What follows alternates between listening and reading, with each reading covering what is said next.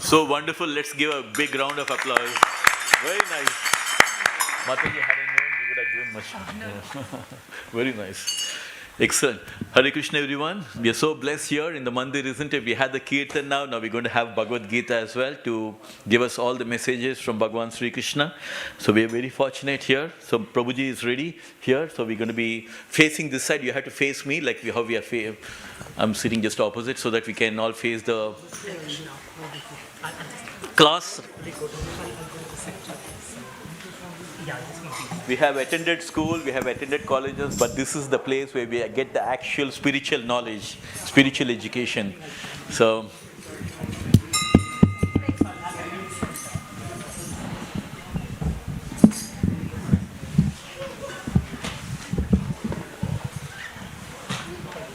Hare Krishna Mataji.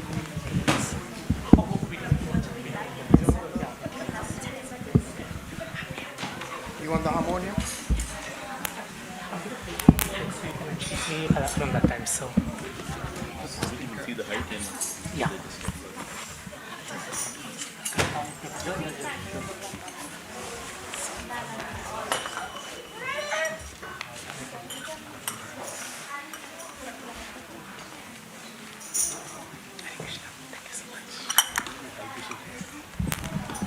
Hare Krishna. Yeah, I think it should be okay.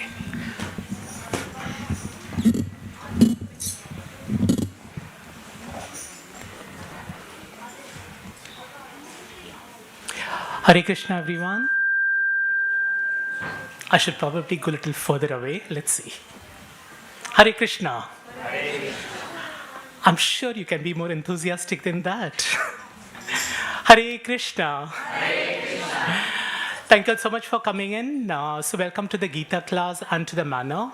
So every day we have in the evening Bhagavad Gita. So while we come to the temple, we do worship the Lord and see the beauty. We also do acquire knowledge, and that comes through the wisdom of what Krishna spoke to Arjuna around 5,000 years ago.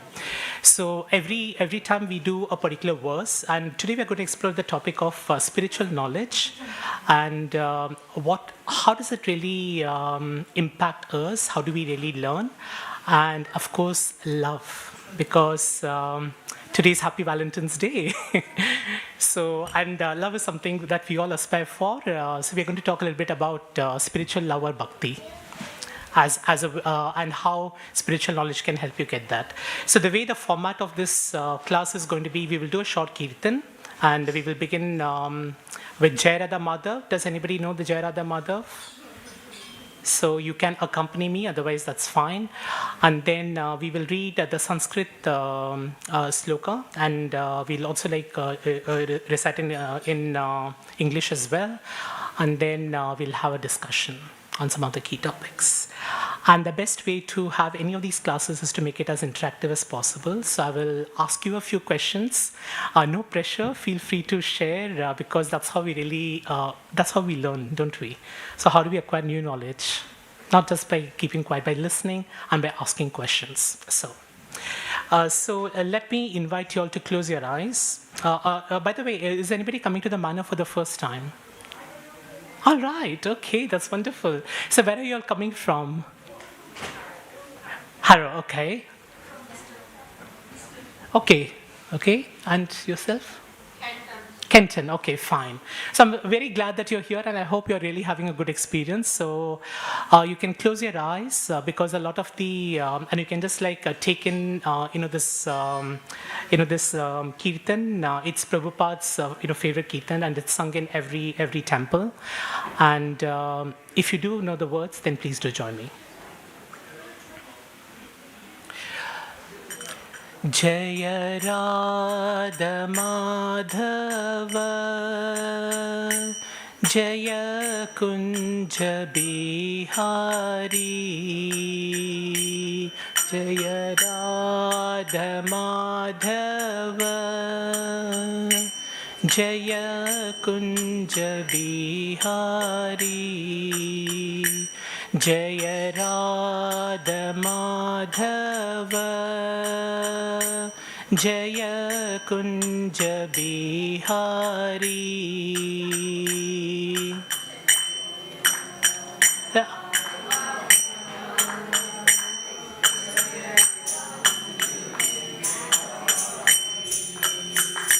Jai Gopi जनवल्लभ Jai Girivardhari Jai Girivardhari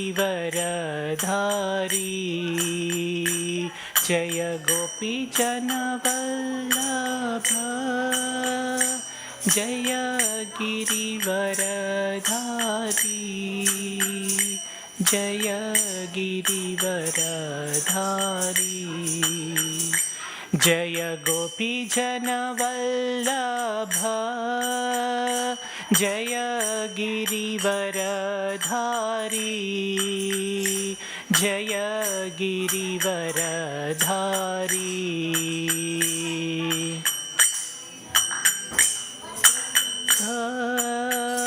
Jai Girivardhari Jai Girivardhari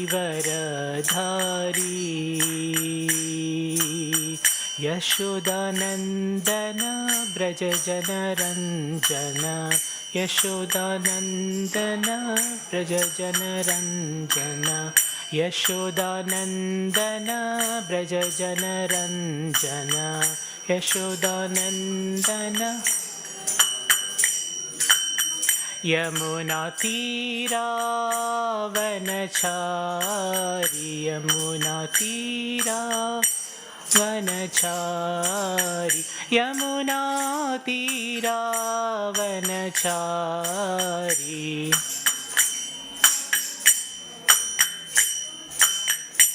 Jai Radha Madhav Jai Kunj Bihari Jai Radha Madhav Jai Kunj Bihari Jai Gopi जनवल्लभ Jai Girivardhari Jai Girivardhari Jai Gopi जनवल्लभ Jai Girivardhari Jai Girivardhari Yashodanandan Vraj जनरञ्जन Yashodanandan Vraj जनरञ्जन यमुनातीरावनचारि यमुनातीरावनचारि Hare Krishna Krishna Krishna Hare Hare Hare Ram Ram Ram Hare Hare Hare Krishna Krishna Krishna Hare Hare Hare Ram Ram Ram Hare Hare Hare Krishna Krishna Krishna Hare Hare Hare Ram Ram Ram Hare Hare Jai Radha Gokul Nand Radha Gokul Nand Shri Radhe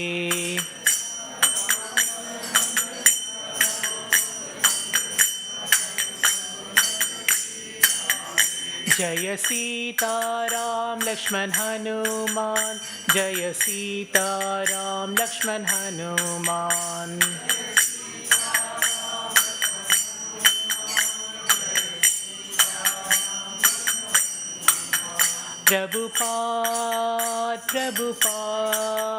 Prabhupada Jai Jai Prabhupada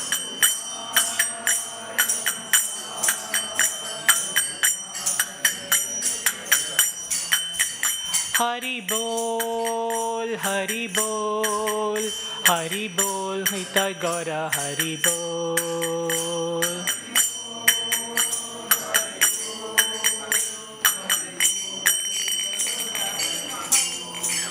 Radha Gokulanand Bhagwan ki, Sita Ram Lakshman Hanuman ji ki, Prabhupada ki, Hari Hari Bol, Hare Krishna.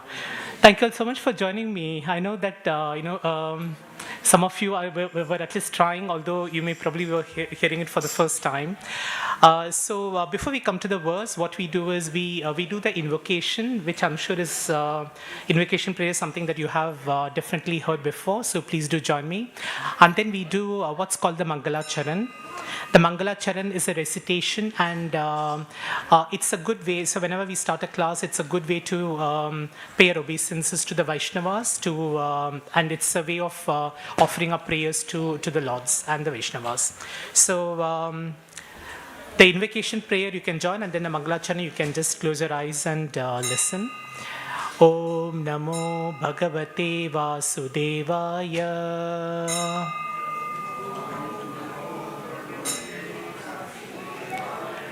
Om Namo Bhagavate Vasudevaya.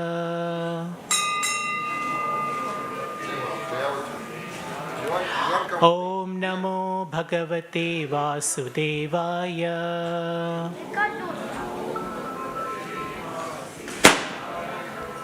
Mangalacharan.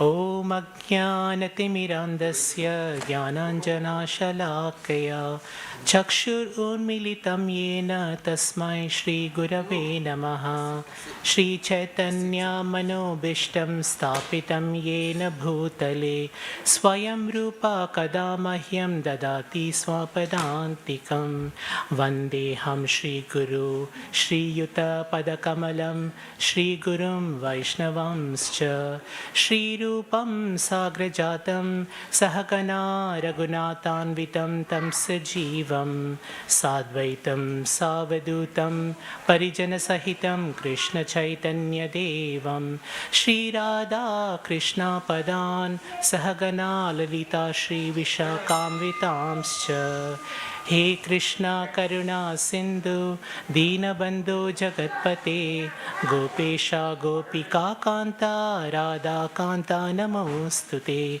Tapta Kanchana Gaurangi Radhe Vrindavaneshwari Vrishabhanu Sute Devi Pranamami Hari Priye Vanchakalpatarubhyascha Kripa Sindhubhya Evacha Patitanam Pavanebhyo Vaishnavebhyo Namo Namaha Nama Om Vishnupadaya Krishna Prasthaya Bhutale Srimate Bhaktivedanta Swamin Iti Namine Namaste Saraswati Deve Gauravani Pracharine Nirvishesha Shunyavadi Pashyata Deshatarine Jaya Shri Krishna Chaitanya Prabhu Nityananda Shri Advaita Gadadara Shivasadi Gaura Bhakta Vrinda Hare Krishna Krishna Krishna Hare Hare Hare Rama Rama Rama Hare Hare. So thank you so much for joining. For those of you who had just come, this is the Bhagavad Gita class, and we are in today we are going to be looking at chapter 4, verse 42. How many of us have read the Gita or are reading the Gita? Can I have a show of hands? Okay, so how often do you read? Every day one verse. Every day one verse? That's amazing. So which verse are you on right now? I don't know the thing, but I have this app. I go and I read. It comes up every day. One of the verses of Lord Krishna. Okay, and this is an excellent use of technology, because while we say that technology is an evil, Prabhuji is using it, for a good cause, which is using an app to read. Thank you so much. Anyone else? All right. Okay. So the Gita was spoken by Krishna to Arjuna 5,000 years ago, and this is the battle of the Kurukshetra, and you have the mighty Kauravas and the Pandavas on one, the armies on this side, and this is in North India. So try to think of moving yourself and imagining how the world would have been. And this is supposed to be the greatest battle ever fought at that point of time, and the armies are raring to go. And then the greatest warrior Arjuna, he has got this doubt. He says, I see in front of me my cousins, I see I see my teacher, Dronacharya, I see Bhishma Pitamaha, my grandfather. What is the point of this war? I mean, how can I fight, my relatives, how can I even kill them? And it's very violent. I mean, how can I really do this? And as a warrior, Arjuna had a lot of this self-doubt, and that's how this entire conversation of the Gita really happens. So it's quite interesting for us to imagine two armies are raring to fight, and then the Bhagavad Gita, which is said to have taken about 20 minutes. To really go through, and then of course we know what happened after that. So at the start of the Gita, Arjuna has a lot of doubt, and if you think of even ourselves today, we are nowhere as exalted as Arjuna, but we have a lot of doubts in everything that we do. So today we are going to talk a little bit about doubt. We are going to talk about spiritual knowledge, and we're also going to talk about how avidya, or what are the reactions of avidya, which is ignorance, and what is the benefit of acquiring spiritual knowledge, which leads you to what? Okay, so so we are in chapter 4. So Gita has got 18 chapters, and the first 6 chapters looks at karma yoga. So karma yoga is. Can somebody take a guess? What is karma yoga? What do you think? What do you understand by karma? What you do every day. It's what you do. It's good, what, yeah. Good, bad. Yeah, it's the good, bad, and the ugly. So everything. So it's it's all your duties, everything that you do. So you have, you could have a duty towards your husband or a wife. You could have a duty towards your children, towards your parents, towards colleagues, towards your manager, towards society. So you have lots of duties that you fulfill. And then that's what karma yoga is all about. But it also says that karma yoga it's just not about that, but it's about doing righteous activities. So then the next 6 chapters speaks about bhakti yoga, and then the next 6 chapters speaks about jnana yoga, which is the yoga of knowledge. So in chapter 4, Krishna speaks about transcendental knowledge. So we are going to explore this, and this is the last verse. And we'll read the verse, and I will read it in Sanskrit, and please repeat after me. And then we'll also go word by word translation of each of the words. Then we read the translation, and then we will have a discussion. Okay? Tasmad jnana sambhutam hristam jnanasinatmanah Chitvayam samshayam yogam Atishto tishta bharata. We'll do this one more time. Tasmad jnana sambhutam hristam jnanasinatmanah Chitvainam samshayam yogam Atishto tishta bharata. The third time I'll read the full one, so you can just listen. Tasmad jnana sambhutam hristam jnanasinatmanah Chitvainam samshayam yogam Atishto tishta bharata. So now we'll read the word by word translation, so please do join me. Tasmad, therefore, ajnana sambhutam, born of ignorance, hristam, situated in the heart, jnana, of knowledge, asina, by the weapon, atmanaha, of the self, chitva, cutting off, emam, this, samshayam, doubt, yogam, in yoga, anishta, be situated, uttishta, stand up, To fight. Bharata, O descendant of Bharata. And I'll read the translation. Therefore, the doubts which have arisen in your heart and out of ignorance should be slashed by the weapon of knowledge. Armed with yoga, O Bharata, stand and fight. I repeat this one more time. Therefore, the doubts which have arisen in your heart out of ignorance should be slashed by the weapon of knowledge. Armed with yoga, O Bharata, stand and fight. Because there is a reference to doubt, there is a reference to the previous verse. I'm just going to read the translation of that so you can understand the context.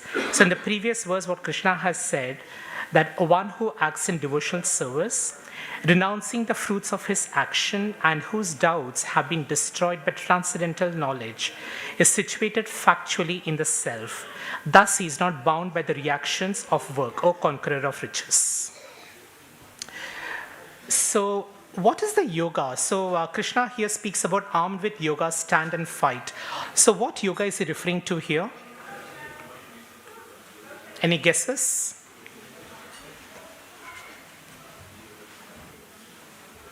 He's referring to the Sanatana Yoga. And what is Sanatana Yoga? Would anybody like to take a guess? Hello there.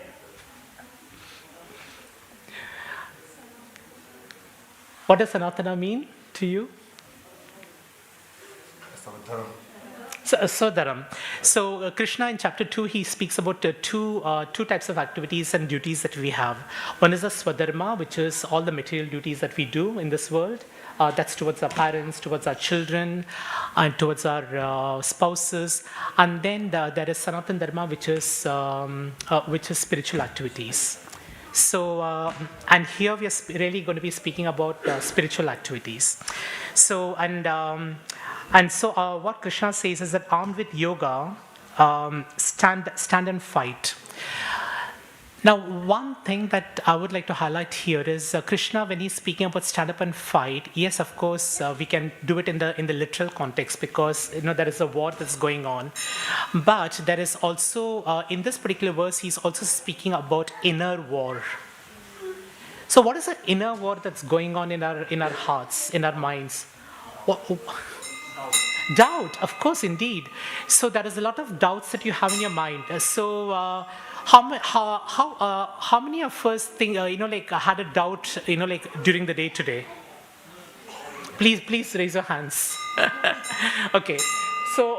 So one of the doubts that I had was, am I going to be coming to the manor on time for the class? Because I mean there was some traffic on the M1, so I had that doubt in my mind. Unfortunately, I was able to come on time, and similarly, all of us have these doubts.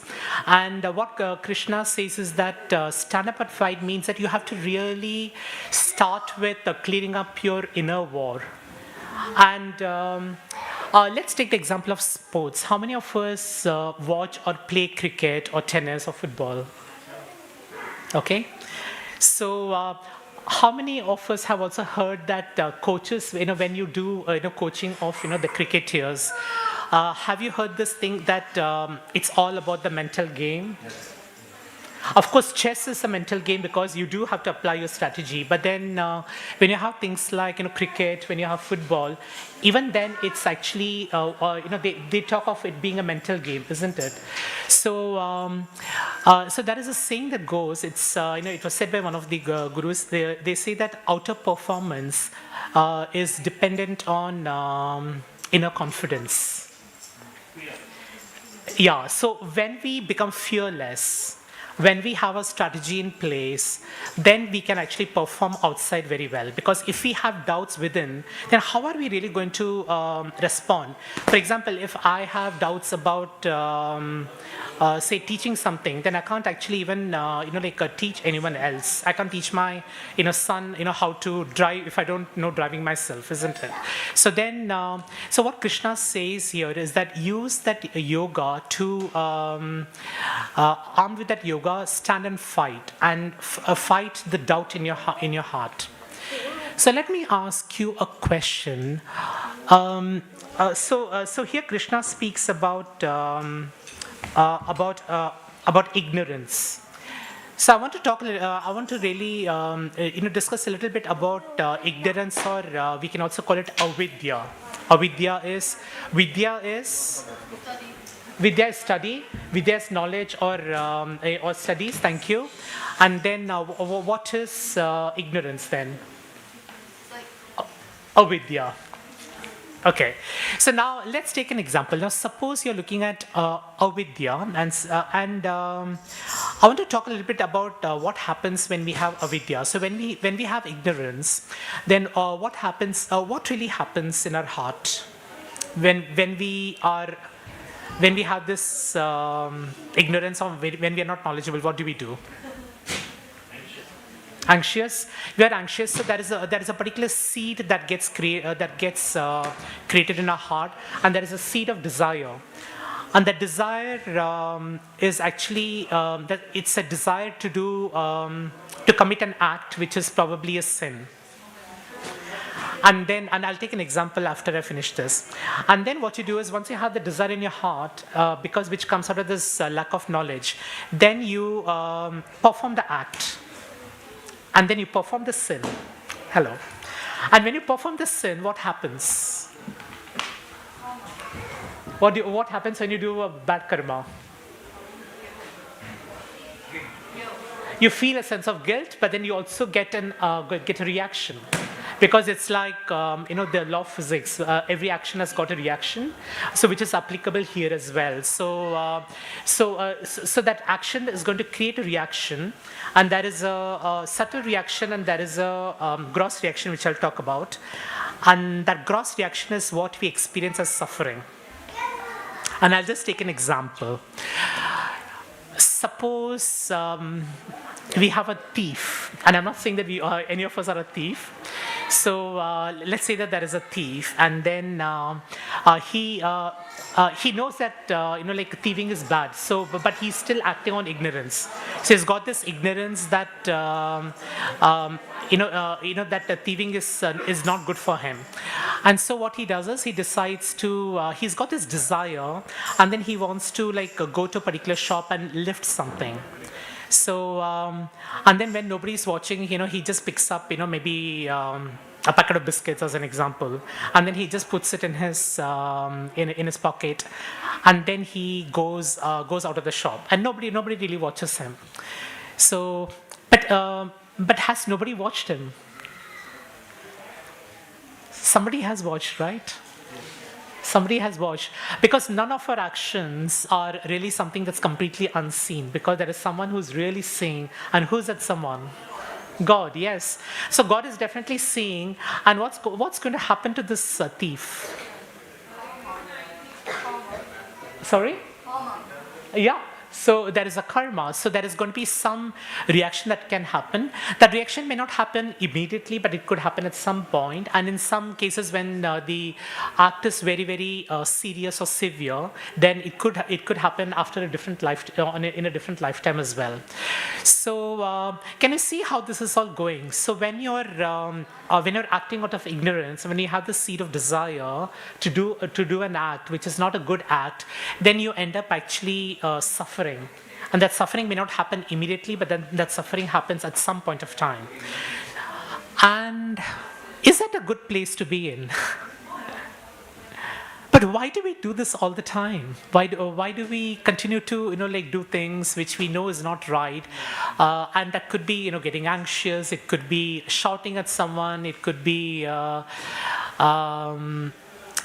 feeling fearful about something. It would be about losing your faith in Krishna. Why do we do all of this? Yeah, because the mind makes you do that, and the mind does that because you don't have the intelligence and you don't have the knowledge that allows you to see things from a practical perspective. So, if, for example, the thief says, or even an alcoholic, so an alcoholic knows inherently that it's wrong to drink too much of alcohol, but when he sees a bottle, he still goes for that. So, why is he going for that? And the first step for him to do is, I know that drinking is not good for me, and then that's the first step. And then what he has to do is to use his intelligence to say, you know what, I'm drinking this, but what I'm doing is I'm just getting very temporary pleasure. I'm probably, getting a high or whatever it is that, he gets out of drinking alcohol. But then when he wakes up the next day, what happens? He gets like this hangover, right? So it's a very temporary thing. It's a very temporary happiness that he gets. But then he realizes that there is a reaction to it. And so if he tells his intelligence that, why should I get into this? Because it's very difficult for me to, because when I wake up in the morning, I get this splitting headache, and my day starts late. I'm not, and my entire day, looks like it's not really feeling good. So he goes into this spiral. But instead of that, if he uses his intelligence, which is through spiritual intelligence, and says, you know what, I'm a soul. I know I'm eternal, I'm a spiritual being, but I know that when I'm doing this, it's not really good for me. And so what he does is, this vicious circle, he's trying to make a change. And that change really comes through that spiritual knowledge that he's getting. So that's really what Krishna is saying here. The weapon of knowledge can be really, really powerful, because what it can help you to do is to really help you to make the right choices in your life. So we spoke about avidya, and then now what the reaction could be. So now let's look at spiritual knowledge. Suppose you have knowledge, and suppose you have spiritual knowledge, which is the wisdom that you get out of Gita and through Vedic scriptures. So you still have a desire. But what is that desire going to help you do? To please Krishna. Then what you're going to start doing is you're going to slowly, you're going to continue to have the desire, but then you're going to have the desire to please Krishna in some way or the other, to please God or to come closer to God. So then what are your actions? When you have the desire, what do you do? Offer to Krishna anything that you do. You could come to the temple, for example, and look at the beautiful gods here. And what you're doing is you're actually making a sacrifice. And that's what Krishna says. And I'm just going to read out what Prabhupada has said as Krishna consciousness. So Krishna consciousness, so when we have spiritual knowledge, Krishna consciousness is awakened, and you can give different kinds of sacrifices. So now the fact that you have come here means that some of you have traveled quite far to come to the manor. So how many of us live close to the manor? Show of hands. Prabhuji, where do you live? 2 miles from here. Okay, 2 miles. Okay, you're very lucky, Prabhuji. How many of us have driven at least 10 miles to come here? 20 miles? Right. Okay. So what you all have done is that you are sacrificing your time, and with the purpose of actually coming to the manor, paying your respects, and seeking blessings from the lordships, and that's a sacrifice that you're making. So, and that sacrifice you're making because you have this desire to please Krishna. So some of the examples that Prabhupada says here is that we could make sacrifices to the divinities. For example, how many of us know of a very auspicious day that's going to come? Let's just take a minute to pay our respects.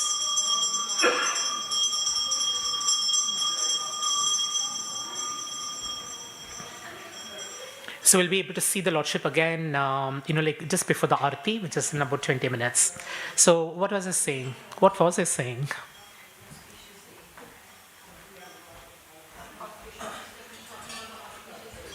Yeah. So what is the auspicious day that's coming? Shivratri, yes, of course. So what we do is many of us, have a propensity to like a particular divinity, and it could be Lord Shiva, and so you could be offering, some services to Shiva. And in fact, after this, I've got a sangha where we are going to talk about, the 3 pastimes of Lord Shiva. And Lord Shiva is a devotee of Krishna, and when you glorify Lord Shiva, then what are you doing? You're also You're also pleasing, because you're pleasing devotees, you're also pleasing Krishna. And in fact, what Krishna says is that, yes, I mean, do please me, but if you please my devotees, then I'm even more pleased with you.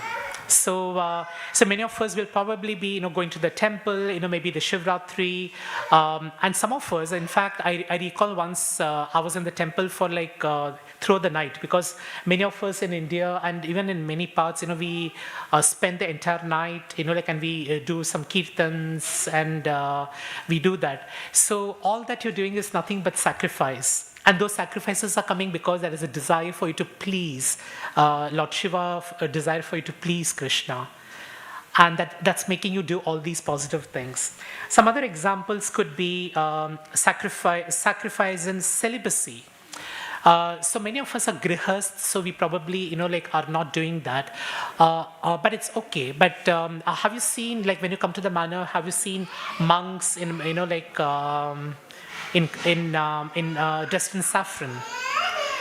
So what have they done is they have chosen a path where they want to, they don't want to take the grihast path. They want to really be celibate and, just stay in the temple and, do not marry, do not, get overwhelmed by the family responsibilities. And that's a choice that they're making. So, and that's a sacrifice that they're making. And like Kesha Maharaj and many others that you would know, who live in the manor.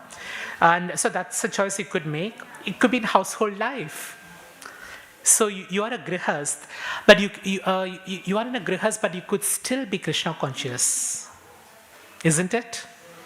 And in fact, if you think of it, yes, in celibacy you stay in a temple, so you perform all the activities in the temple, which is fine. But when you actually are in a household, there are so many distractions that you have, right? When you are in the grihast. So, and that's when you have to really, overcome this particular doubts in your mind, and you have to say, how, when I'm working hard and I'm not able to get along with my manager, how do I feel how do I still do things which are spiritual? Because you're going through these tough emotions. You might be asked, you may be looking for a salary hike, but then you don't get the salary hike. You may be aspiring for that promotion to the next to be a manager, and you don't get that. So there is a lot of that's going on, or your parents or your children are not listening to you. And I've got a son who's 24, and initially when we were very young, we could tell him to do this and not to do this, and then now I realize that we have to be, we can't tell him don't do this, do that, because if we tell him don't do this, he'll probably go ahead and do it anyway. So then we'll have to find a different way of of trying to do it. So you can realize that there are so many conflicts that you have in household life. So how do you really bring this spiritual knowledge? How do you really bring this balance? And that's where I would like to think of all of us as being spiritual warriors. So what does a spiritual warrior mean to you?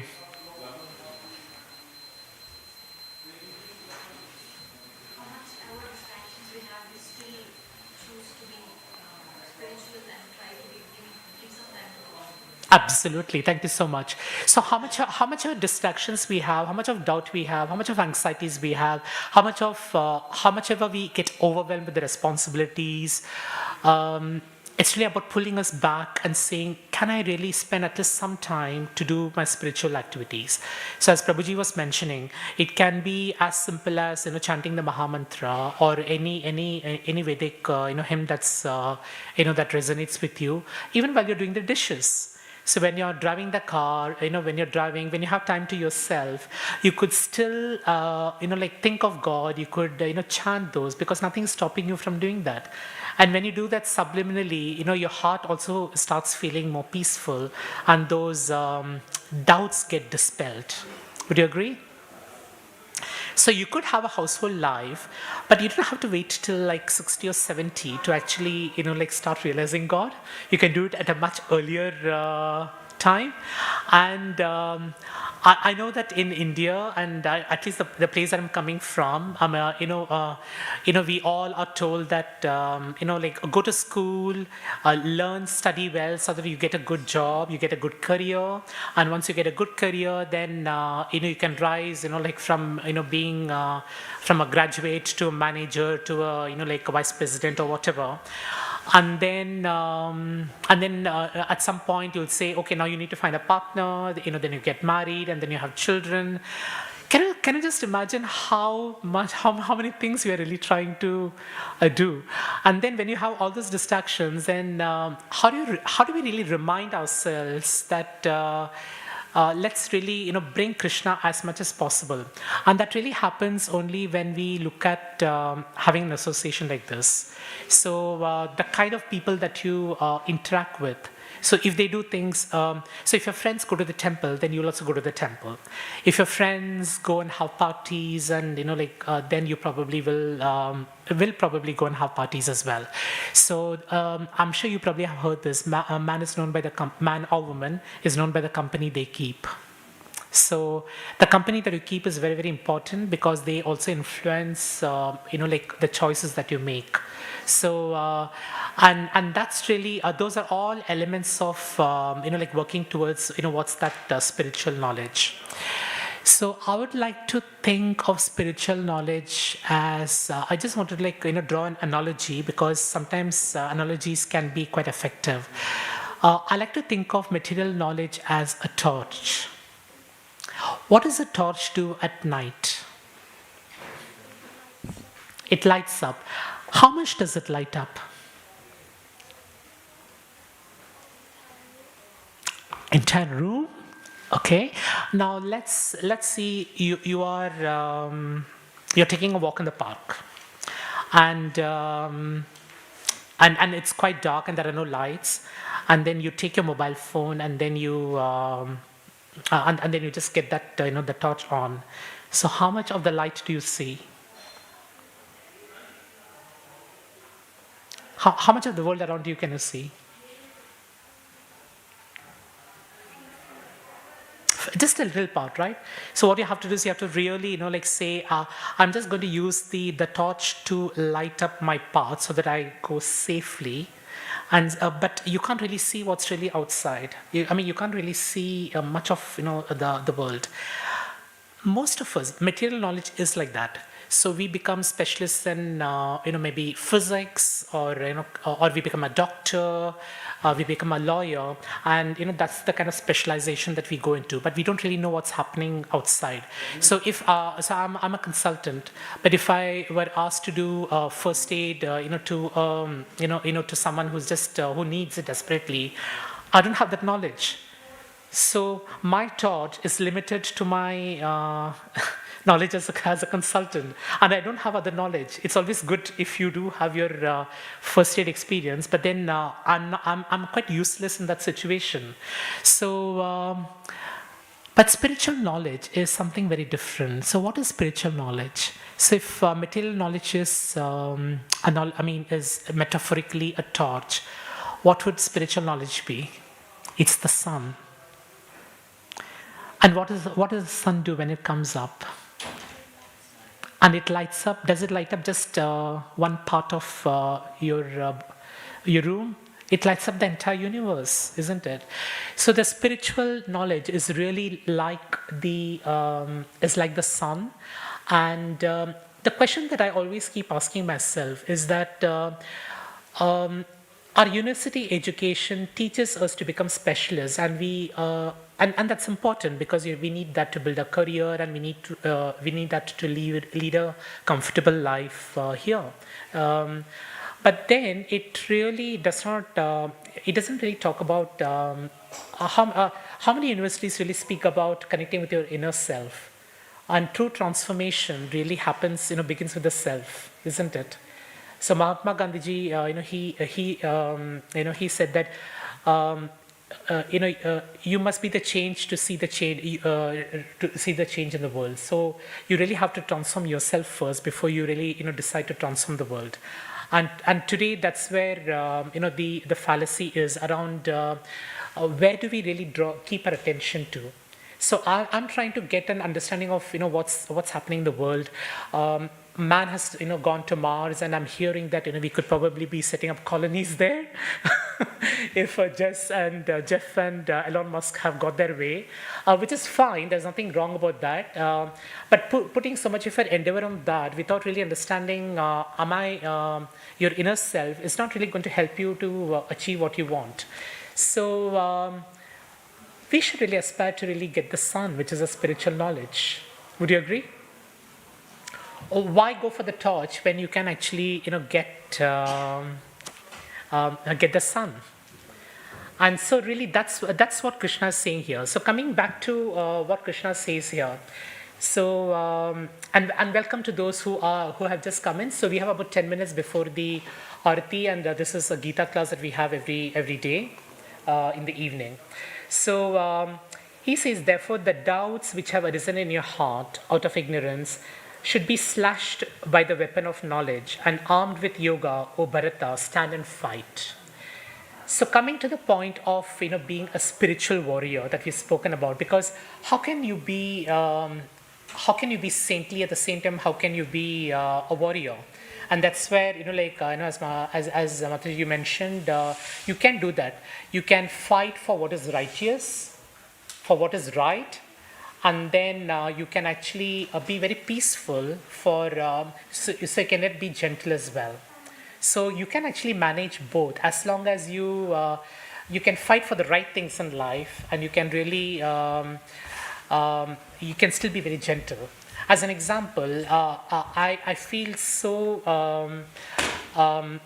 joyful when you see a lot of the youth of this world saying that I really want to do something for the environment, and they really take up causes. They really do things which I'm very impressed about. They try to improve our understanding of how the dairy industry works, for example, and how we should have ahimsa milk as an example, or they consciously go vegan, which is even a step even more, because I'm a vegetarian, but I have not really been able to go the vegan way because I still like dairy products. But then you can see that there is a lot of consciousness, that's arisen to try to make this world a better place. But that may not be enough, because even if we do all those acts, we are still part of this world. So the only way we can really get out of this world and to get true happiness would be when we get that transcendental knowledge, and that's when we really do things to please Krishna.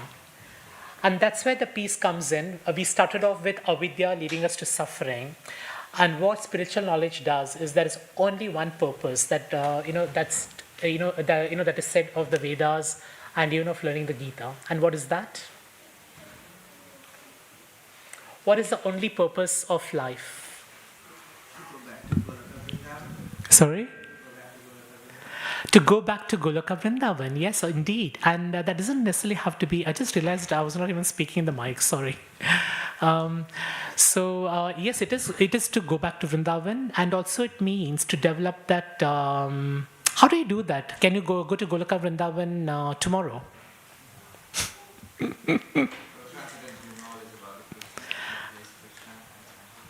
It's really about that, and you can go to Goloka Vrindavan either literally or metaphorically immediately, because even if you do want to make a plan to go to India, then you have to really make a trip, and you have to plan for it, you have to book your holidays, etc.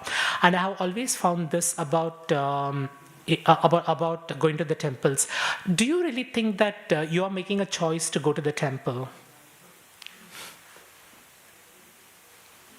You're making a choice to go to the temple. But sometimes it's quite possible that things may happen which prevents you from going to the temple. Is that right? You may have woken up and said, I want to go to the temple, but then something happens and some distraction happens, and then you can't. I've seen this happen in my situation as well. There are times when I do want to go to the temple, but I, for some reason, which is best known, I can't go. But then there are times when I have not really planned to go to the temple, but I find myself, in front of the Lord. So what does that mean? It's a God who's calling us. So we are not going to the temple. It's the Lord who's calling us, and we are just coming. And how is that happening? That's happening because we have a desire to see the Lord. But the desire is alone not sufficient. What Krishna also says is, do you deserve to see me? And that's why you may have a desire, but then if he thinks that the time is not right, you will never go to Goloka Vrindavan. And, but you will definitely go. I'm just saying figuratively.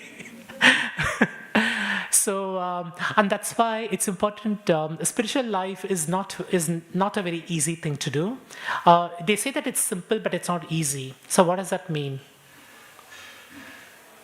Things can be simple, but they may not be very easy. So there will be some obstacles along the way, but we take one step at a time, and then we try to gradually keep increasing. And there is this. I'll talk of this horse, a race horse that's being trained to be a race horse in Germany, and I heard this from a friend. So. When you want to train a race horse to really do very well, to win at the races, do you put, how big is the obstacle that you put when you start training the horse at the start? So suppose you're going to be training the horse for the first time. Do you put a very heavy, very difficult obstacle at the start? I can hear a lot of no's. And why would you say that? Because the horse is not trained. What is going to happen if you bring a horse to an obstacle which seems quite unsurmountable? What will happen?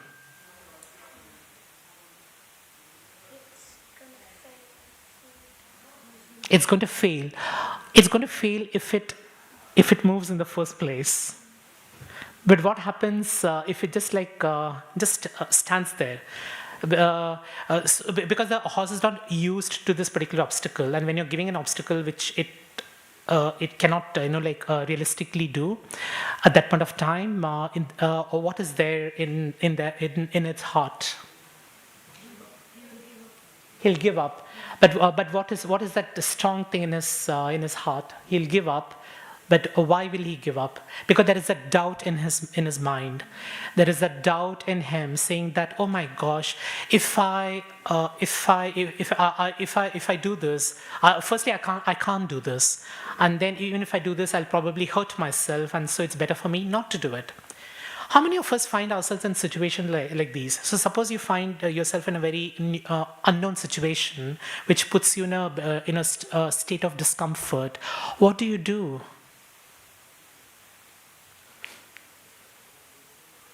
You probably, there is inaction, you don't take any action. You probably just stand there and say, I don't know what to do.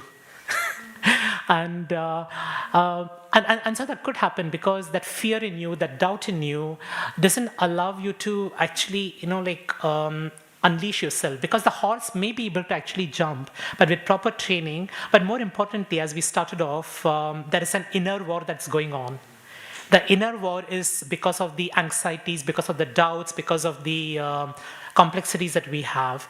And spiritual life is very, very similar. So when you start training the horse, you really start off with small obstacles. Allow it to gain confidence, and then raise the obstacles till it's able to really do that. And that's true for spiritual life as well, because we can't start at this level because we are here. So what we really have to do is to start training ourselves, and that's where we slowly start doing it. Now many devotees in ISKCON, we chant like 16 rounds of the Mahamantra. That takes almost like a couple of hours. You may not be able to really start, chanting 16 rounds, but can you chant one round? One round is 10 minutes in the morning. And then the one round could become 2 rounds and even more. So it's just an example of how you can slowly start, bringing Krishna into your life. So the life of Grihast is complicated, but spiritual life is simple, but it's not easy. But what you have to do is to really cultivate those habits. And those habits can only come with the right knowledge. And that's what this chapter is all about, and that's what Krishna says here. Therefore, he tells Arjuna, therefore the doubts which has arisen in your heart out of ignorance should be slashed by the weapon of knowledge. Armed with yoga, stand and fight. Be the spiritual warrior that you are, and fight the inner war and be victorious in your inner war. That's what Krishna is inviting us to do. And when we do that, we experience the bliss and the higher taste of bhakti, which is love, which is what today is all about. So today is about Valentine's Day, so happy Valentine's Day. But today, Valentine's Day, we normally think of, relationships that we have, and there's nothing wrong in that, because we love, people who are dear to us, and we can definitely have a Valentine's. But let's really ask Krishna to be your Valentine today. And he'll be so pleased. Isn't it?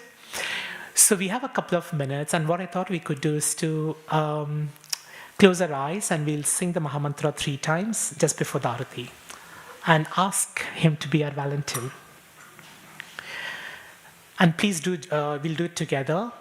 Hare Krishna, Krishna Krishna, Hare Hare, Hare Rama, Rama Rama, Hare Hare, Hare Krishna, Krishna Krishna, Hare Hare, Hare Rama, Rama Rama, Hare Hare, Hare Krishna, Krishna Krishna, Hare Hare, Hare Rama, Rama Rama, Hare Hare.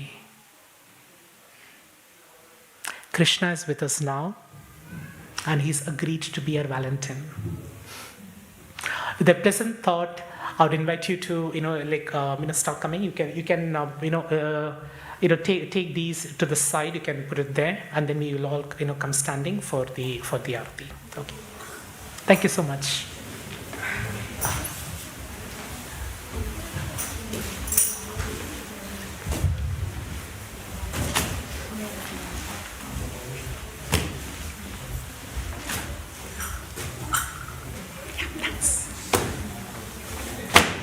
Thank you. Thank you very much.